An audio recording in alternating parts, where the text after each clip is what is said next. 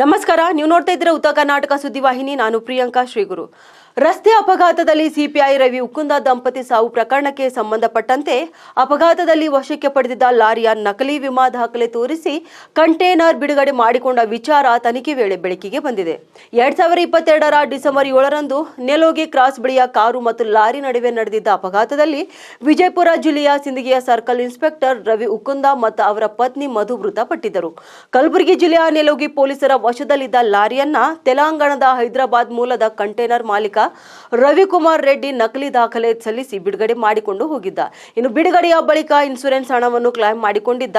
ತನಿಖೆ ವೇಳೆಯಲ್ಲಿ ನಕಲಿ ದಾಖಲಾತಿಗಳನ್ನು ಸಲ್ಲಿಸಿರುವುದು ಬೆಳಕಿಗೆ ಬಂದಿದೆ. TS7 UL 1920 ನೋಂದಣಿಯ ಕಂಟೇನರ್ ಬದಲಿಗೆ TS7 UL 2424 ವಾಹನಕ್ಕೆ ಸೇರಿದ ದಾಖಲೆಗಳನ್ನು ಸಲ್ಲಿಸಿ ಬಿಡುಗಡೆ ಮಾಡಿಕೊಳ್ಳಲಾಗಿದೆ. ಟಾಟಾ AIG ಜನರಲ್ ಇನ್ಶೂರೆನ್ಸ್ ಕಂಪನಿಯ ಹುಬ್ಬಳ್ಳಿ ಶಾಖೆಯ ವಿಶೇಷ ತನಿಖಾ ವಿಭಾಗದಿಂದ ತನಿಖೆ ನಡೆಸಿದಾಗ ಸತ್ಯ ಬಯಲಾಗಿದ್ದು, ನಕಲಿ ದಾಖಲಾತಿ ಸಲ್ಲಿಸಿದ ವೆಂಗೋಟಿ ರವಿಕುಮಾರ್ ರೆಡ್ಡಿ ಮತ್ತು ಶಂಕರ್ ವಿರುದ್ಧ ನೆಲೋಗಿ ಪೊಲೀಸ್ ಠಾಣೆಯಲ್ಲಿ ಪ್ರಕರಣ ದಾಖಲಾಗಿದೆ.